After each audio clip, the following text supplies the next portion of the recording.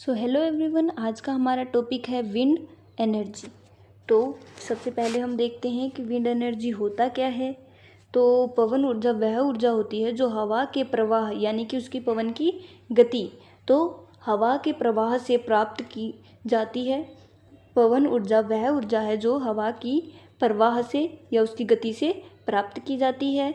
जब हवा चलती है तो उसमें काइनेटिक एनर्जी होती है, वो टरबाइन के माध्यम से इलेक्ट्रिक एनर्जी में यानी कि विद्युत ऊर्जा में बदल दी जाती है और हमें यह ऊर्जा प्राप्त होती है। तो पवन ऊर्जा वह ऊर्जा है जो हवा के प्रवाह से प्राप्त की जाती है। जब हवा चलती है तो उसमें गतिज ऊर्जा यानी कि काइनेटिक एनर्जी होती है। इस ऊर्जा को पवन टरबाइन की सहायता से विद्युत ऊर्जा यानी कि इलेक्ट्रिक एनर्जी में बदला जाता है। ओके, तो ये क्या है, इसकी डेफिनेशन होती है। तो अब नेक्स्ट हम पढ़ेंगे इसके एडवांटेजेस, फिर डिसएडवांटेजेस और लास्ट में हम देखेंगे इसकी एप्लीकेशंस क्या हैं। तो मैं बोलूँगी, आपको वो पॉइंट नोटिस कर लेने हैं और इसमें भी आप ऐसे बीच में डिवाइड कर लेंगे अपने पेज को। एक तरफ लिखेंगे एडवांटेजेस, दूसरी तरफ लिखेंगे डिसएडवांटेजेस, जिससे आपको बाद में पढ़ने में आसानी होगी, उसको कंपेयर करने में भी आसानी होगी। तो सबसे पहले जब हम एडवांटेजेस देखते हैं तो नंबर 1 पर आता है हमारा नवीकरणीय ऊर्जा स्रोत है ये। दूसरा बिंदु होगा शून्य प्रदूषण होगा इससे, मतलब ज़ीरो पोल्यूशन। फिर तीसरा इसका पॉइंट होगा ईंधन की आवश्यकता नहीं पड़ती इसमें। चौथा होगा कम परिचालन लागत। फिर लंबी आयु होती है इसकी, एक बार इनको लगा दिया तो 20-25 साल तक इनको चेक करने की ज़रूरत ही नहीं पड़ती, मतलब इनमें कुछ चेंजेस करने की ज़रूरत नहीं पड़ती, यानी लंबी आयु वाले होते हैं ये। फिर भूमि का दोहरा उपयोग होता है इससे। तो क्या होता है, भूमि का दोहरा उपयोग होता है, स्थानीय लोगों को रोजगार प्राप्त होता है। फिर जल स्रोतों पर निर्भरता नहीं रहती, तो जल स्रोतों पर ऊर्जा के लिए निर्भरता खत्म हो जाती है इससे। ऊर्जा सुरक्षा होती है, कम रखरखाव रखना पड़ता है। फिर घरेलू और औद्योगिक उपयोग के लिए आवश्यक होती है, इससे जो प्राप्त एनर्जी होती है वो हम घरेलू और औद्योगिक दोनों ही तरह से प्रयोग कर सकते हैं। औद्योगिक विकास के लिए यह आवश्यक है, लाभकारी है। फिर लंबी दूरी तक बिजली सप्लाई कर सकती है।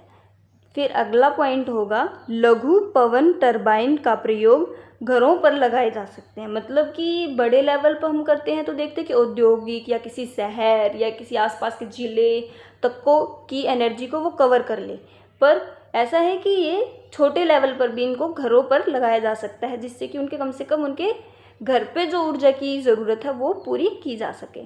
तो मैं फिर से दोहरा रही हूँ कि नवीकरणीय ऊर्जा है, शून्य प्रदूषण, ईंधन की आवश्यकता नहीं होती, कम परिचालन लागत होती है, आयु इनकी लंबी होती है, भूमि का दोहरा उपयोग हो जाता है, स्थानीय लोगों को रोजगार प्राप्त होता है, जल स्रोतों पर निर्भरता नहीं रहती, ऊर्जा सुरक्षा, कम रखरखाव, घरेलू और औद्योगिक उपयोग, औद्योगिकी विकास, लंबी दूरी तक बिजली सप्लाई, लघु पवन टरबाइन का प्रयोग करके घरों पर लगाए जा सकते हैं।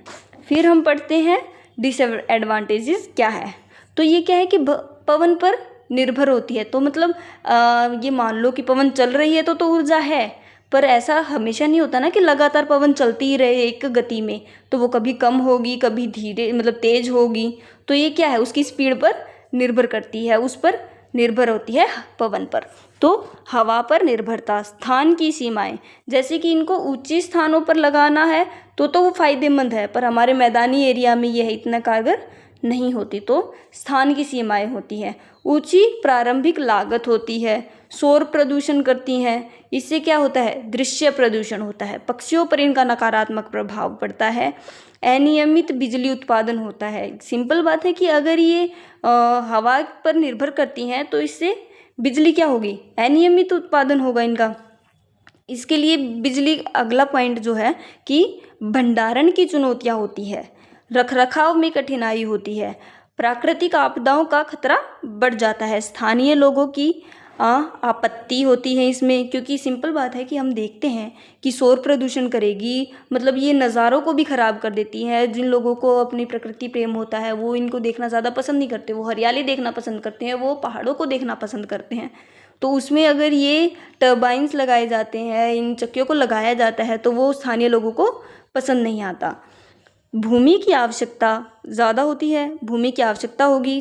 अगर ये मान लो कि किसी भूमि पर कृषि की जा सकती है, उन पर हम ये लगा देते हैं, तो क्या होगा? इससे भूमि की कमी होगी और जो कृषि उत्पादन होगा वो भी नकारात्मक रूप से प्रभावित होगा उस क्षेत्र का। तो भूमि की आवश्यकता होती है, तकनीकी जटिलताएँ होती हैं, ग्रिड से जोड़ना इनको महंगा पड़ता है। तो अत्यधिक ठंड और गर्मी दोनों में ही, ये दोनों ही मौसम में ये कार्य नहीं कर पाती। तो मैं दोबारा रिपीट करके आपको बता देती हूँ कि इसकी डिसएडवांटेजेस क्या हैं। हवा पर निर्भरता, स्थान की सीमाएं होती हैं, ऊंची प्रारंभिक लागत होती है, शोर प्रदूषण करती है, दृश्य प्रदूषण करती है, पक्षियों पर प्रभाव होता है, अनियमित बिजली उत्पादन होता है, भंडारण की चुनौतियाँ होती हैं, रखरखाव में कठिनाई आती है, प्राकृतिक आपदाओं का खतरा होता है, स्थानीय लोगों की आपत्ति होती है, भूमि की आवश्यकता, तकनीकी जटिलता, ग्रिड से जोड़ना महंगा और अत्यधिक ठंड और गर्मी में इसके कार्य क्षमता में क्या होता है? गिरावट आती है। हमारा नेक्स्ट जो बिंदु हम इसमें पढ़ने जा रहे हैं वो है इसकी एप्लीकेशंस क्या क्या हैं। तो एप्लीकेशंस में एक तो विद्युत उत्पादन देता है, विद्युत उत्पादन, फिर कृषि में इसका उपयोग होता है, जो एनर्जी होगी उससे कृषि में उपयोग किया जाएगा, उद्योगों में उपयोग किया जाएगा, टेलीकॉम और कम्युनिकेशन में सहायता देगी, परिवहन क्षेत्र में इसके लिए बहुत ही ज़्यादा एप्लीकेशंस हैं वो खुल जाती हैं, स्वास्थ्य सेवाओं में इसका लाभ मिलेगा हमें, और शिक्षा अनुसंधान में, आपातकालीन और आपदा प्रबंधन में, पर्यटन और इको परियोजनाओं में, सैन्य उपयोग में, और सार्वजनिक सेवा, मिश्रित ऊर्जा प्रणाली, सौर पवन संयोजन इत्यादि, ये क्या है? इसकी एप्लीकेशंस हैं। तो मैं फिर से बोल देती हूँ, विद्युत उत्पादन, कृषि क्षेत्र में उपयोग, औद्योगिक उपयोग, टेलीकॉम और कम्युनिकेशन में, परिवहन क्षेत्र में, स्वास्थ्य सेवाओं में, और शिक्षा अनुसंधान में, आपातकालीन और आपदा प्रबंधन में, पर्यटन और इको परियोजनाओं में, सैन्य उपयोग में, सार्वजनिक सेवाओं में, और मिश्रित ऊर्जा प्रणाली जैसे कि पवन और सौर को संयोजन करके बनाया जा सकता है। तो ये सारी इसकी एप्लीकेशंस हैं। इसी प्रकार से ये हमारा क्वेश्चन पूरा होता है। ये सारी जो मैं अभी बनाने वाली हूँ, एक टाइडल भी होगा, सोलर भी आएगा, ये विंड वाली भी, ये एक प्लेलिस्ट में डाल दूँगी बायोज्योग्राफी वाली में। तो आपको ये सारी वीडियोज़ एक जगह ही मिल जाएंगी बायोज्योग्राफी की प्लेलिस्ट में। Thank you.